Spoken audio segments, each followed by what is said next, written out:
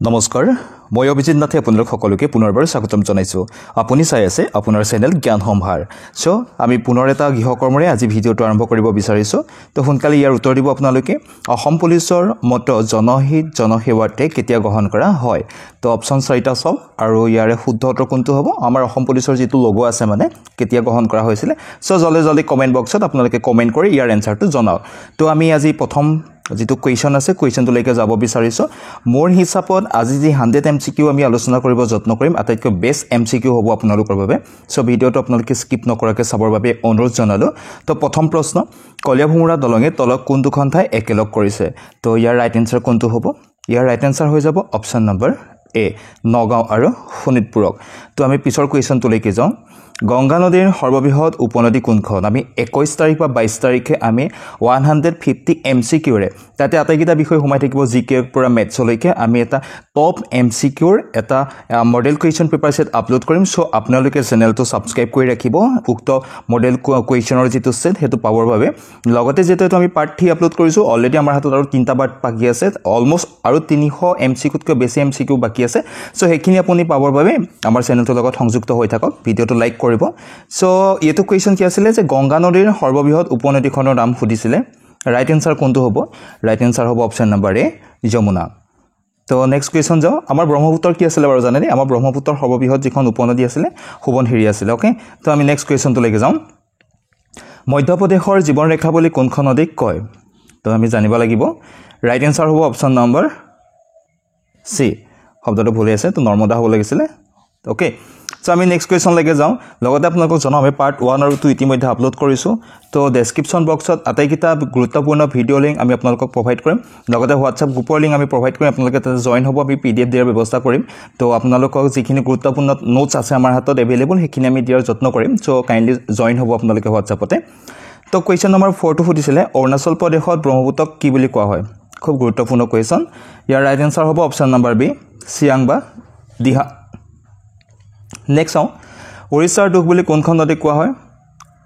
so ইয়াৰ right answer হ'ব option number D Mahanadi next আমি অসমৰ একমাত্ৰ মেইন মহাবিদ্যালয়খন ক'ত আছে বিভিন্ন পৰীক্ষাত আহে এটো কোৱেশ্চন তো ৰাইট আনসাৰটো কি হ'ব ইয়াৰে অপচন নম্বৰ এ ৰহা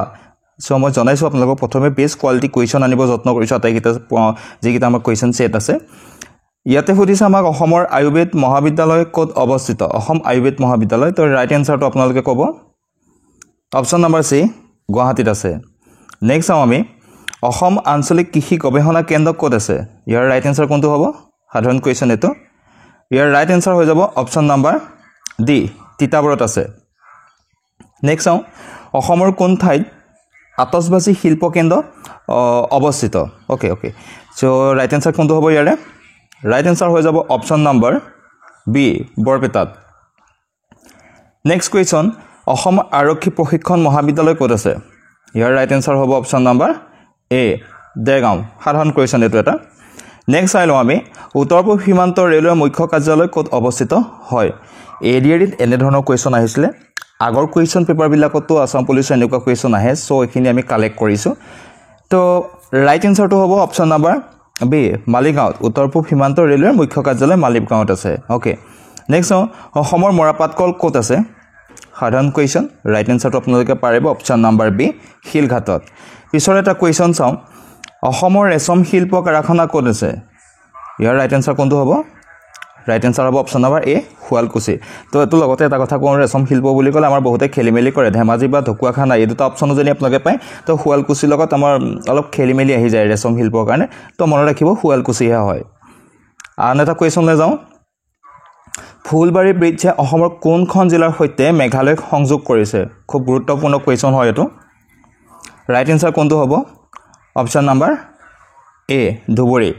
তো যদি ভিডিওটো ভাল পায় কোৱেশ্চন যেনে বেষ্ট পায় কোৱালিটি সম্পন্ন পায় তেতিয়া লাইক কৰিব চেনেলটো সাবস্ক্ৰাইব কৰিব কৈছো যে আৰু 3টা পাৰ্টৰ লগতে আমাক এখন খুব গুৰুত্বপূৰ্ণ মডেল কুৱেশ্চন পেপাৰ 21 তাৰিখ বা 22 তাৰিখে আমি আপলোড কৰিম তো ইয়াৰ ৰাইট আনসাৰ কোনটো হ'ব ভাৰতৰ প্ৰথম নাগৰিক বুলি কাক কোৱা হয় পাৰিব এটো সাধাৰণ কোৱেশ্চন ইয়াৰ ৰাইট আনসাৰ হ'ব অপচন নম্বৰ ডি ৰাষ্ট্ৰপতি তো আন এটা কোৱেশ্চন চাওঁ কাঞ্চন বৰুৱাৰ কোনজন অসমীয়া সাহিত্যিকৰ জন্মনাম আমি আটাইকিটা কোৱেশ্চন পেপাৰ সেটত জন্মনাম কিটা চাব কৈ আছো আপোনালোকে চাব তো ইয়াতে কাঞ্চন বৰুৱাৰ কথা সুধিছে ৰাইট আনসাৰ কোনটো হ'ব অপচন নম্বৰ এ ভুৱন মোহন বৰুৱা ওকে নেক্সট চাই লওঁ আমি হয়গ্ৰীৱ মাধৱ মন্দিৰ কোন পাহাৰত অৱস্থিত আহে এডিৰিত আহিছিলে এনেকুৱা মন্দিৰৰ কথা কোনটো পাহাৰত অৱস্থিত কোনটো জিলাত অৱস্থিত এনেকৈ কুৱেশ্যন আহে ইয়াতে সুধিছে হয়গ্ৰীৱ মাধৱ মন্দিৰৰ কথা সুধিছে ৰাইট এনসাৰ হ'ব অপশ্যন নাম্বাৰ চি মণিকোট পাহাৰত অৱস্থিত নেক্সট নীলাচলত কি আছিলে বাৰু মনত আছেনে নীলাচলত আমাৰ কামাখ্যা মন্দিৰ আছে নেক্সট আমাৰ কামাখ্যা মন্দিৰ কোন পাহাৰত আছে ওকে কুৱেশ্যনে আছিলে এইটো নেক্সট ইয়াৰ ৰাইট এনসাৰ হৈ যাব অপশ্যন নাম্বাৰ বি নীলাচল পাহাৰত সো নেক্সট কুৱেশ্যন চাওঁ চাহৰ ৰাজধানী বুলি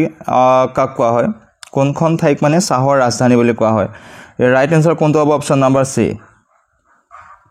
যোৰহাট চাহৰ লগত ৰিলেটেড আমি কালিও এটা কুৱেশ্যন ৰাখিছিলোঁ খুব গুৰুত্বপূৰ্ণ হয় এইবিলাক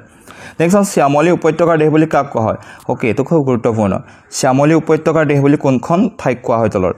ৰাইট এনসাৰ কি হ'ব অপশ্যন নাম্বাৰ বি ত্ৰিপুৰাক কোৱা হয় নেক্সট অসমে কোন ৰাজ্যৰ সৈতে সৰ্বাধিক সীমা ভাগ বতৰা কৰে খুব গুৰুত্বপূৰ্ণ অসমে নৰ্থ ইষ্টৰ বা ছেভেন ছিষ্টাৰৰ কোনখন ৰাজ্যৰ লগত আটাইতকৈ বেছি কি কৰে সীমা ভাগ বতৰা কৰে বুলি আহিছে কালিও আমি এনেকুৱা ধৰণৰ কথা কৈছোঁ বৰ্ডাৰৰ ওপৰত তো ইয়াৰ ৰাইট এনসাৰ হ'ব অপশ্যন নাম্বাৰ বি মেঘালয়ৰ লগতে আটাইতকৈ বেছি শ্বেয়াৰ কৰে পিছৰ কুৱেশ্যন চাওঁ পাটকাই পৰ্বত কোন ৰাজ্যত আছিলে গুৰুত্বপূৰ্ণ ৰাইট এনসাৰটো হ'ব অপশ্যন এ অৰুণাচলত আছে নেক্সট চাওঁ আমি দিহিং পাটকাই উৎসৱ ক'ত অনুষ্ঠিত হয় খুব এটা গুৰুত্বপূৰ্ণ কুৱেশ্যন হয় এইটো এটা দিহিং পাটকাই উৎসৱ আমি বিভিন্ন উৎসৱসমূহৰ বিষয়ে চোৱাৰ লগতে এনেকুৱা কিছুমান উৎসৱ আছে চ' সেইবিলাকো আপোনালোকে অলপ নোট কৰিব তো ইতিমধ্যে আমাৰ হাতত এইখিনি PDF আছে কিছুমান আৰু নোটছ আছে আমি দিব যত্ন কৰিম আৰু যিকেইটা পাৰ্ট আহিবলগীয়া আছে তাতো আমি ডিছকাছ কৰিম এনেকুৱা কিছুমান কুৱেশ্যন তো ইয়াৰ ৰাইট এনসাৰ হ'ব অপশ্যন নাম্বাৰ বি তিনিচুকীয়াত দিহিং পাটকাই উৎসৱ ক'ত অনুষ্ঠিত হয় তিনিচুকীয়াত অনুষ্ঠিত হয় নেক্সট কুৱেশ্যন চাওঁ অসমৰ কোন ৰাষ্ট্ৰীয় উদ্যানত বনৰীয়া ঘোঁৰা আৰু দেওহাঁহ পোৱা যায় অবভিয়াছলি এনেকুৱা কুৱেশ্যন এডিৰিত আহিছে আৰু আপোনালোকৰ আহিব ইয়াতে বনৰীয়া ঘোঁৰা আৰু দেওহাঁহৰ কথা সোধা হৈছে কোনটো হ'ব answer okay option number C ডিব্ৰু চৈখোৱাত হ'ব ৰাইট এনসাৰটো ইয়াৰ নেক্সট চাওঁ আমি কোনটো জলাশয়ে আনন্দামান আৰু নিকোবৰ দ্বীপপুঞ্জক পৃথক কৰিছে আনন্দামান আৰু আনন্দামান আৰু নিকোবৰ যিটো দ্বীপপুঞ্জ আছে তাক কোনটো জলাশয়ে দুভাগ কৰিছে তো ৰাইট এনসাৰ কোনটো হ'ব অপশ্যন নাম্বাৰ চি 10 ডিগ্ৰী প্ৰণালী বুলি এটা জলাশয় আছে খুব গুৰুত্বপূৰ্ণ এইকেইটা এনেই লিখা নাই দেই এইকেইটাও আছে জলাশয় কিন্তু নেক্সট চাব অসমৰ প্ৰথমগৰাকী মহিলা বিত্তমন্ত্ৰী কোন আছিলে তো পাৰিব নিশ্চয় সাধাৰণ কুৱেশ্যন একদম ৰাইট এনসাৰ হৈ যাব অপশ্যন নাম্বাৰ এ অজন্তা নেওগ পিছৰ কুৱেশ্যনটা চাওঁ বৰ্তমান নেপালৰ ৰাষ্ট্ৰপতি কোন তো এনেকুৱা কুৱেশ্যন আহে তো ইয়াতে লগতে এটা কথা অকণমান আপোনালোকে আপডেট হৈ যোৱাটো ভাল এডিৰিত আহিছিলে এনেকুৱা ধৰণৰ কুৱেশ্যন কেইবাটাও আহিছিলে এনেকৈ দি দিয়ে ধৰি লওক 2015 চন সাপেক্ষে কোন আছিলে এনেকুৱা চন কিছুমান দি দিয়ে তো বৰ্তমানটোক আমি চাইছোঁ ইয়াৰ ৰাইট এনসাৰ কোনটো হৈ যাব option number 27 option number D শুদ্ধ হ'ব ৰামচন্দ্ৰ পাউডেল বৰ্তমান কি নেপালৰ ৰাষ্ট্ৰপতি নেক্সট এটা কুৱেশ্যন চাওঁ 5টা তৰাৰ সৈতে ৰঙা পতাকাখন কোন দেশৰ ওকে তো অবভিয়াছলি এনেকুৱা কুৱেশ্যন আহিছে এবাৰ আমাৰ ওচৰ পাজৰ যিকেইখন দেশ আছে আপোনালোকে দেশকেইখনৰ ৰাজধানী তো জাতীয় তেনেকুৱা পতাকা এইখিনি অকণমান চাই যাব লগতে যিকেইখন দেশ বিশ্বৰ অকণমান আগশাৰীৰ দেশ সেই দেশকেইখনৰ কথা চাই যাব তো বহুত দেশ আছে ইমানখিনিতো চাব নোৱাৰে এইটো আহিব ক'ৰ পৰা প্ৰশ্ন আহিব পাৰে জানেনে যিখিনি সচৰাচৰ পেপাৰে পত্ৰৰে যিখিনি এনেকৈ স্থান দখল কৰা দেশ সেই দেশবিলাকৰ বিষয়ে অকণমান চাই যাব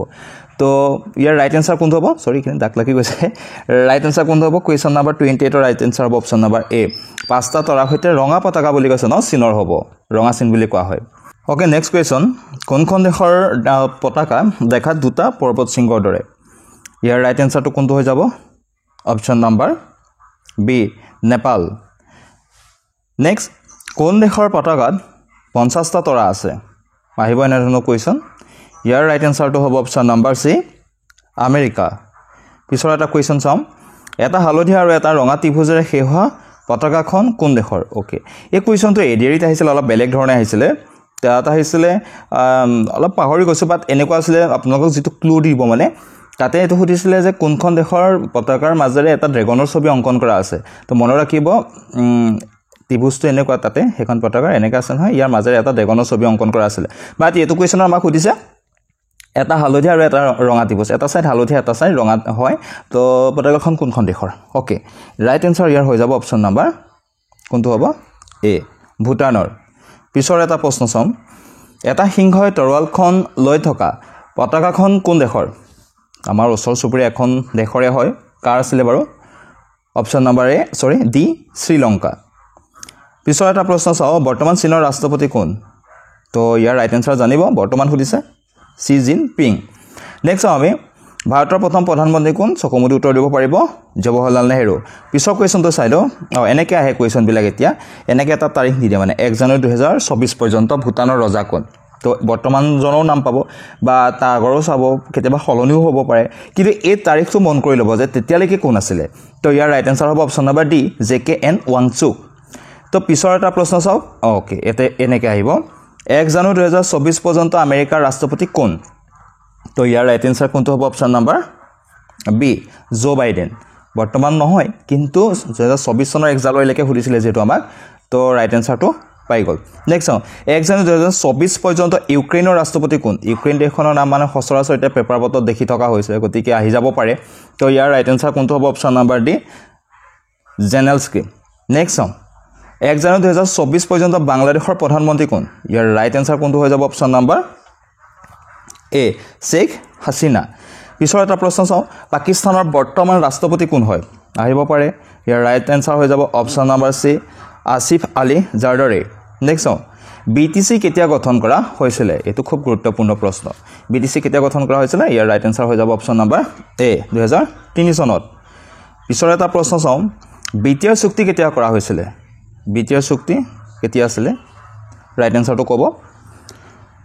অপশ্যন নম্বৰ সি হ'ব 20 জানুৱাৰী 2020 কি কৰা হৈছিল বিটিআৰ চুক্তিখন স্বাক্ষৰিত কৰা হৈছিল নেক্সট চাও বৰাক উপত্যকাত কিমানখন জিলা আছে বৰাক উপত্যকাত কেইখন জিলা আছে তো সাধাৰণ কোৱেশ্যন পাৰিব আপোনালোকে অপশ্যন নম্বৰ বি 3খন নেক্সট চাও বিটিআৰত কেইখন জিলা আছে ওকে ইয়াৰ ৰাইট আনসাৰ কোনটো হৈ যাব অপশ্যন নম্বৰ সি 5খন আছে জিলা নেক্সট চাও কিমান চনত অসমৰ ৰাজধানী শিলঙৰ পৰা দিছপুৰলৈ নিয়া হৈছিল কেতিয়া আছিল ইয়াৰ ৰাইট আনসাৰ ক'ব অপশ্যন নম্বৰ বি শুদ্ধ হ'ব 1973 কি কৰা হৈছিল অসমৰ ৰাজধানী শিলঙৰ পৰা দিছপুৰলৈকে লৈ যোৱা হৈছিল তো কোৱেশ্যনবোৰ কেনেকুৱা পাইছে নাজানো আমি বেছ কোৱেশ্যন আনিব যত্ন কৰিছো অলপ আনকমন ধৰণৰ যেটো আজিকালি কোৱেশ্যন পেটাৰ্ণ বিলাক প্ৰতি বছৰে সলনি হৈ আছে তো ৰিসেন্ট এৰিয়াৰে যিবিলাক কোৱেশ্যন আহিছিল ঠিক তেনেকুৱা মেথডত এইটা কোৱেশ্যন ৰখা হৈছে দেখা যাওক কি হয় সো 45 নম্বৰ কোৱেশ্যনটো হৈছে কামাখ্যা মন্দিৰৰ তলৰ সৰি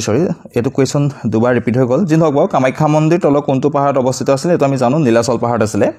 নেক্সট এটা কোৱেশ্যন চাই লওঁ সতী সাধনী দিৱস কেতিয়া পালন কৰা হয় ইয়াৰ ৰাইট আনসাৰ কোনটো হ'ব অপশ্যন নম্বৰ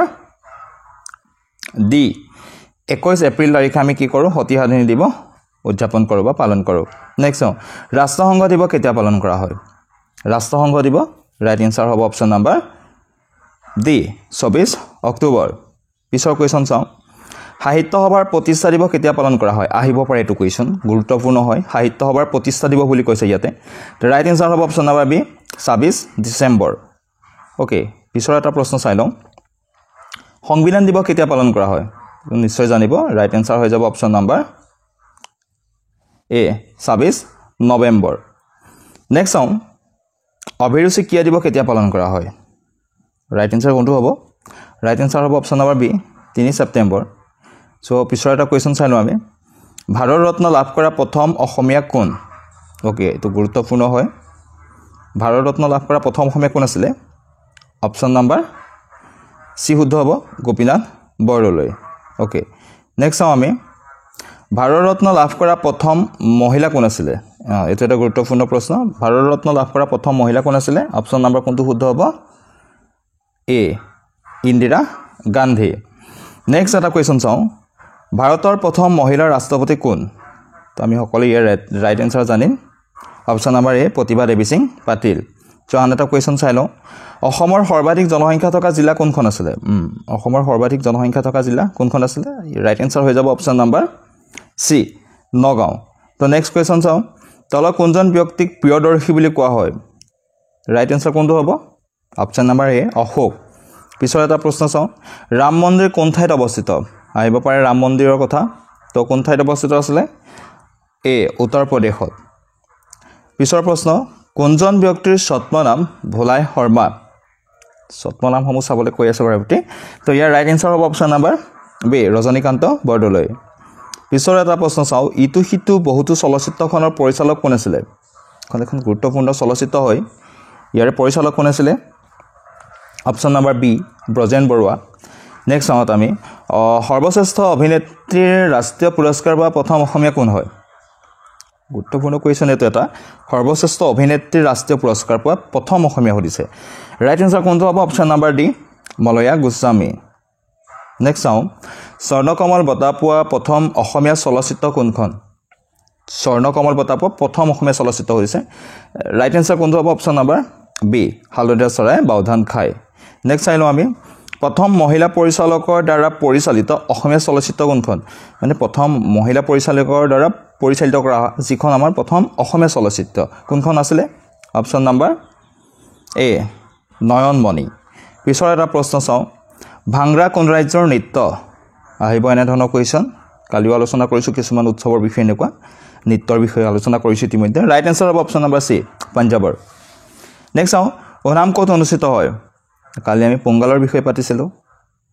যি ওনামৰ বিষয়ে আছে তো ক'ত অনুষ্ঠিত হয় অপচন নম্বৰ এ কেৰেলা নেক্সট চাওঁ কথক কোন ৰাজ্যত ধ্ৰুপদী নৃত্য হয় ধ্ৰুপদী নৃত্যৰ বিষয়ে আহে এডিৰিটো আহিছে বিভিন্ন পৰীক্ষাটো আহিছে ৰাইট এনসাৰটো হ'ব অপচন নম্বৰ ডি উত্তৰ প্ৰদেশৰ হয় কথক নেক্সট চাওঁ বাইখো কোন জনগোষ্ঠীৰ উৎসৱ হয় আমি সকলোৱে জানিম বাইখো অপচন নম্বৰ কোনটো শুদ্ধ হ'ব চি ৰাভাসকলৰ পিছৰ এটা প্ৰশ্ন চাওঁ বুচু কোন জনগোষ্ঠীৰ উৎসৱ হয় অ'কে এইটো এটা গুৰুত্বপূৰ্ণ কুৱেশ্যন বুচু সুধিছে বুচু কোন জনগোষ্ঠীৰ উৎসৱ ৰাইট এনসাৰ হ'ব অপচন নম্বৰ এ ডিমাছাসকলৰ নেক্সট চাওঁ ধুনাচি কোন ৰাজ্যৰ লোকনৃত্য অ'কে এইবিলাক শব্দ আনকমন যেন লাগে এইবিলাকৰ ওপৰতে কুৱেশ্যন আহে আজিকালি ৰাইট এনসাৰ হ'ব অপচন নম্বৰ এ পশ্চিমবংগ ধুনাচি ক'ৰ হয় পশ্চিমবংগৰ হয় পিছৰ প্ৰশ্ন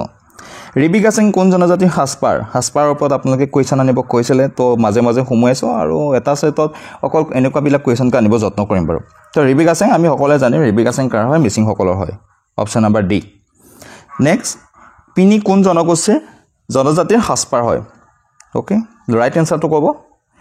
অপচন নম্বৰ চি কাৰ্বিসকলৰ হয় নেক্সট হাংসা নি ফালি কোন জনগোষ্ঠীৰ সাজপাৰ হয় বেলেগ বেলেগ হয় গোটেইকেইটা কমা দিব থাকি গৈছে তো ৰাইট এনসাৰটো হ'ব অপচন নম্বৰ চি বড়োসকলৰ হয় হাংসা নি ফালি এইবিলাক নেক্সট চাওঁ অস্মিতা চলিহা কি খেলৰ লগত জড়িত তো খেলৰ ওপৰত কুৱেশ্যন আহোঁতে কৈছিলোঁ প্ৰথম যিটো আমাৰ ছেট আপলোড কৰিছিলোঁ তাতে কৈছিলোঁ তো আপোনালোকে নিউজ পেপাৰখন চাই থাকিব যিখিনি বৰ্তমান অসমৰ খেলুৱৈ বিভিন্ন শিতানত পদক লাভ কৰিবলৈ সক্ষম হৈছে সেইখিনিৰ ওপৰতে কুৱেশ্যন আহিব কমন কুৱেশ্যনবিলাক নাহে আজিকালি তো অস্মিতা চলিহাৰ কথা সুধিছে ইয়াৰ ৰাইট এনসাৰ কোনটো হৈ যাব অপচন নম্বৰ এ তেওঁ বেডমিণ্টন খেলৰ লগত জড়িত নেক্সট দীপাংকৰ ভট্টাচাৰ্যৰ তলত কোনটো খেল খেলিছিলে দীপাংকৰ ভট্টাচাৰ্য গুৰুত্বপূৰ্ণ এজন অসমৰ খেলুৱৈ হয় কি খেল খেলিছিলে তেওঁ বেডমিণ্টন খেলিছিলে নেক্সট অসম চুক্তি স্বাক্ষৰিত সময়ত ভাৰতৰ প্ৰধানমন্ত্ৰী কোন আছিলে কালি আমি মুখ্যমন্ত্ৰীৰ কথা সুধিছিলোঁ অসম চুক্তিৰ সময়ত মুখ্যমন্ত্ৰী কোন আছিলে তো আজি প্ৰধানমন্ত্ৰীৰ কথা সুধিছে ইয়াৰ ৰাইট এনসাৰ কোনটো হৈ যাব option number C Rajiv Gandhi next এটা কুৱেশ্যন চাওঁ অসমৰ আটাইতকৈ কম সময়ৰ বাবে মুখ্যমন্ত্ৰী হোৱা ব্যক্তি এজন কোন আছিলে ৰাইট এনসাৰ ক'ব পাৰিব অপচন নম্বৰ কোনটো হ'ব ডি ভূমিধৰ বৰ্মন আটাইতকৈ কম সময়ৰ বাবে হৈছিলে তেওঁ নেক্সট চাওঁ অম্লান বৰগোহাঁই কি খেলৰ লগত জড়িত অম্লান বৰগোহাঁই অসমৰ এজন খেলুৱৈ হয় টাইটল দেখিয়ে গম পাইছে তো কোন খেলৰ লগত জড়িত তেওঁ ৰাইট এনসাৰ হ'ব অপচন নম্বৰ এ এথলেটিক্স খেলিছিল তেওঁ নেক্সট চাওঁ হলিচৰণ নাৰ্জাৰী কি খেলৰ লগত জড়িত এটা জনপ্ৰিয় নাম হয় তো কি খেলৰ লগত জড়িত তেওঁ অপচন নম্বৰ চি ফুটবলৰ লগত জড়িত নেক্সট ৰঞ্জিতা গগৈ কি খেলৰ লগত জড়িত গুৰুত্বপূৰ্ণ ৰঞ্জিতা গগৈ অপচন নম্বৰ এটো শুদ্ধ হ'ব সাঁতোৰৰ লগত জড়িত তেওঁ হৰ্ণবিল উৎসৱ ক'ত অনুষ্ঠিত হয় খুব এটা গুৰুত্বপূৰ্ণ উৎসৱ হয় এইটো এটা হৰ্ণবিল উৎসৱ ক'ত অনুষ্ঠিত হয় ইয়াৰ ৰাইট এনসাৰ হ'ব অপচন নম্বৰ এ নাগালেণ্ডত পিছৰ এটা প্ৰশ্ন চাওঁ এলিফেণ্ট ফেষ্টিভেল অ'কে হস্তি উৎসৱ কোন ঠাইত অনুষ্ঠিত হয় ৰাইট এনসাৰ হ'ব অপচন নম্বৰ বি জয়পুৰত অনুষ্ঠিত হয় নেক্সট চাওঁ IPL 2024 বিজেতা কোন আছিলে আহিব পাৰে কুৱেশ্যন IPL ওপৰত তো ইয়াৰ ৰাইট এনসাৰ হ'ব অপচন নম্বৰ চি KKR মানে হৈছে কলকাতা নাইট ৰাইডাৰ্ছ CSK মানে হৈছে চেন্নাই ছুপাৰ কিংছ RR মানে হৈছে ৰাজস্থান ৰয়েলছ MI মানে মুম্বাই ইণ্ডিয়ানছ তো KKR 2024 চনত কি কৈছিলে খিতাপ দখল কৰিছিলে নেক্সট কৈলাশ আৰু মানস সৰোবৰৰ মাজৰ স্থলপথটোৰ তলৰ কোনটো বিকল্পৰ দ্বাৰা সৃষ্টি খুব গুৰুত্বপূৰ্ণ কুৱেশ্যন ৰাইট এনসাৰটো ক'ব option number D Lipulekh pass বুলি কোৱা হয় কৈলাশ আৰু মানস সৰোবৰৰ মাজৰ স্থলপথটো তলৰ কোনটো বিকল্পৰ দ্বাৰা সৃষ্টি লিপু লেক পাছৰ দ্বাৰা সৃষ্টি নেক্সট চাওঁ আমি তলৰ কোনটো পাছে শ্ৰীনগৰক লেহৰ সৈতে পৃথক কৰিছে কি গুৰুত্বপূৰ্ণ ৰাইট এনসাৰ হ'ব অপশ্যন নাম্বাৰ এ জুজিলা পাছে কি কৰিছে শ্ৰীনগৰক লেহৰ সৈতে পৃথক কৰিছে পিছৰ কুৱেশ্যনটো চাই লওঁ প্ৰধানমন্ত্ৰীক কোনে নিয়োগ কৰে পাৰিব আপোনালোকে এনসাৰটো দিব অপশ্যন নাম্বাৰ এ ৰাষ্ট্ৰপতিয়ে পিছৰ কুৱেশ্যন চাওঁ ৰাজ্যখনৰ মুৰব্বী কোন আমি সকলোৱে জানিম ইয়াৰ ৰাজ্যপালে ৰাজ্যখনৰ মুৰব্বী হয় পিছৰ এটা প্ৰশ্ন চাই লওঁ দিন ই ইলাহি কোনে প্ৰৱৰ্তন কৰিছিলে গুৰুত্বপূৰ্ণ কুৱেশ্যন এইবিলাক তো ৰাইট এনসাৰ হ'ব অপশ্যন নাম্বাৰ ডি আকবৰে পিছৰ এটা প্ৰশ্ন চাওঁ মৌৰ্য সাম্ৰাজ্যৰ প্ৰতিষ্ঠাপক কোন আছিলে মৌৰ্য সাম্ৰাজ্যৰ প্ৰতিষ্ঠাপক অপশ্যন নাম্বাৰ বি শুদ্ধ হ'ব চন্দ্ৰগুপ্ত মৌৰ্য নেক্সট এটা কুৱেশ্যন চাই লওঁ তো কোন চনত গভৰ্ণৰ জেনেৰেল অফ ইণ্ডিয়াক ভাইচৰয়ৰ উপাধি প্ৰদান কৰা হৈছিলে তো চনটো ক'ব লগতে জনাওঁ আপোনালোকক যদি ভিডিঅ'টো ভাল পাইছে কুৱেশ্যনৰ এনসাৰখিনি কুৱেশ্যন যদি বেষ্ট কোৱালিটিৰ পাইছে তেতিয়াহ'লে চেনেলটো ছাবস্ক্ৰাইব কৰিব ভিডিঅ'টো লাইক কৰিব শ্বেয়াৰ কৰি দিব আন এজনৰ সুবিধা হোৱাকৈ ৰাইট এনসাৰ হ'ব অপশ্যন নাম্বাৰ কোনটো বি 1858 চনত নেক্সট এটা কুৱেশ্যন চাই লওঁ পানীপথৰ দ্বিতীয় যুদ্ধ আকবৰ আৰু কাৰ মাজত অনুষ্ঠিত হৈছিলে এইটো এটা গুৰুত্বপূৰ্ণ কুৱেশ্যন ওকে ৰাইট এনসাৰ হৈ যাব অপশ্যন নাম্বাৰ এ হিমু আকবৰ আৰু হিমুৰ মাজত হৈছিলে পানীপথৰ দ্বিতীয় যুদ্ধ নেক্সট পানীপথৰ দ্বিতীয় যুদ্ধ কাৰ শাসনকালত হৈছিলে option number D Akbar okay 89ৰ এনসাৰ হ'ব আকবৰ নেক্সট চাওঁ বিক্ৰমাদিত্য বুলি কোনজন ব্যক্তিক কোৱা হয় তো বিক্ৰমাদিত্য বুলি চন্দ্ৰগুপ্তক কোৱা হয় মনত ৰাখিব সকল চন্দ্ৰগুপ্ত নহয় চন্দ্ৰগুপ্ত টু নেক্সট এটা কুৱেশ্যন চাই লওঁ হালদিঘাটৰ যুদ্ধ ৰাজপুতসকলক কোনে নেতৃত্ব দিছিলে এখন খুব গুৰুত্বপূৰ্ণ যুদ্ধ হয় তো কোনে নেতৃত্ব দিছিলে ৰাজপুতসকলক অপশ্যন নাম্বাৰ এ ৰাণা সাংগাই নেতৃত্ব দিছিলে চাণক্য কাৰ নাম তো জানিব এইটো কথা চাণক্য কৌটিল্যৰ আনটা নাম নেক্সট তৰাইন যুদ্ধত পৃথ্বীৰাজ চৌহান আৰু কাৰ মাজত অনুষ্ঠিত হৈছিলে এই যুদ্ধবিলাকৰ কথা কিন্তু আহিছে দেই পৰীক্ষাত বিভিন্ন পৰীক্ষাত আহে গুৰুত্বপূৰ্ণ হয় সেইকাৰণে ৰাখিছোঁ তৰাইনৰ যুদ্ধ কাৰ মাজত হৈছিলে চৌহান আৰু কাৰ মাজত হৈছিলে অপশ্যন নাম্বাৰ এ মহম্মদ ঘুৰিৰ মাজত হৈছিলে প্ৰথম ঘূৰণীয়া মেচমেল কেতিয়া অনুষ্ঠিত হৈছিলে মেচমেল কেইখন চাব গুৰুত্বপূৰ্ণ হয় ৰাইট এনসাৰ হ'ব অপশ্যন নাম্বাৰ এ নৱেম্বৰ 1930 ওকে নেক্সট এটা কুৱেশ্যন চাই লওঁ চাৰে জাহাঁ সে আচ্ছা গীতটোৰ ৰচক কোন পাৰিব এইটো option number D Muhammad Iqbal তেওঁ চাৰে জাহাঁ সে গীতটো ৰচনা কৰিছিলে মিৰি জীয়ৰী কাৰ ৰচনা হয় এইটো আৰু ইজি কুৱেশ্যন একদম আপোনালোকৰ বাবে অপশ্যন নাম্বাৰ কোনটো হ'ব বি ৰজনীকান্ত বৰদলৈ উপন্যাস সম্ৰাট হয় তেওঁ নেক্সট কোনখন গ্ৰন্থৰ বাবে নলিনীবালা আৰু দেৱীয়ে সাহিত্য একাডেমী বঁটা লাভ কৰিছিলে এইটো ভুল হৈ আছে ওকে নেক্সট ইয়াৰ ৰাইট এনসাৰ কোনটো হৈ যাব অপশ্যন নাম্বাৰ বি অলকানন্দ পিছৰ এটা প্ৰশ্ন চাই লওঁ গংগা চিলনী উপন্যাসখনৰ ৰচক কোন আছিলে এখন গুৰুত্বপূৰ্ণ উপন্যাস হয় ইয়াৰ ৰচক কোন আছিলে অপশ্যন নাম্বাৰ এ লক্ষীনন্দন বৰা তো পিছৰ এটা কুৱেশ্যন চাই লওঁ দেওলাংখুই গ্ৰন্থৰ ৰচক কোন এখন খুব গুৰুত্বপূৰ্ণ গ্ৰন্থ হয় নহয় জানো বাৰু ইয়াৰ ৰচক কোন আছিলে অপশ্যন নাম্বাৰ ডি ৰীতা চৌধুৰীয়ে দেওলাংখুইখন লিখিছিলে তো আমি লাষ্ট কুৱেশ্যনটোলৈকে আহিব বিচাৰিছোঁ যদি আপোনালোকে আগৰ পাৰ্টকেইটা চোৱা নাই তেতিয়াহ'লে ডেছক্ৰিপশ্যন বক্সত আপোনালোকে লিংক পাই যাব তো তাতে গৈ পেলাই চাই ল'ব পাৰিব হোৱাটছআপত আপোনালোকে জইন হ'ব বিভিন্ন ধৰণৰ নোট PDF তাতে লাভ কৰিব তো ইয়াতে সুধিছে চাহ জনগোষ্ঠীৰ ওপৰত আধাৰিত গ্ৰন্থ কোনখন তলৰ কোনখন গ্ৰন্থ মানে চাহ জনগোষ্ঠীৰ ওপৰত ভিত্তি কৰি পেলাই ৰচিত হৈছিলে তো ৰাইট এনসাৰ কোনটো হ'ব অপশ্যন নাম্বাৰ এ আংৰাখন হৈছিলে দেই তো আজি ইমানতে শেষ কৰিছোঁ পাৰ্টটো তো আমাৰ চেনেলৰ লগত সংযুক্ত হৈ থাকিব লাষ্ট আপোনালোকৰ যিকেইটা কুৱেশ্যন আহিবলগীয়া আছে পাৰ্ট আহিবলগীয়া আছে সোনকালে আপলোড কৰি দিম ধন্যবাদ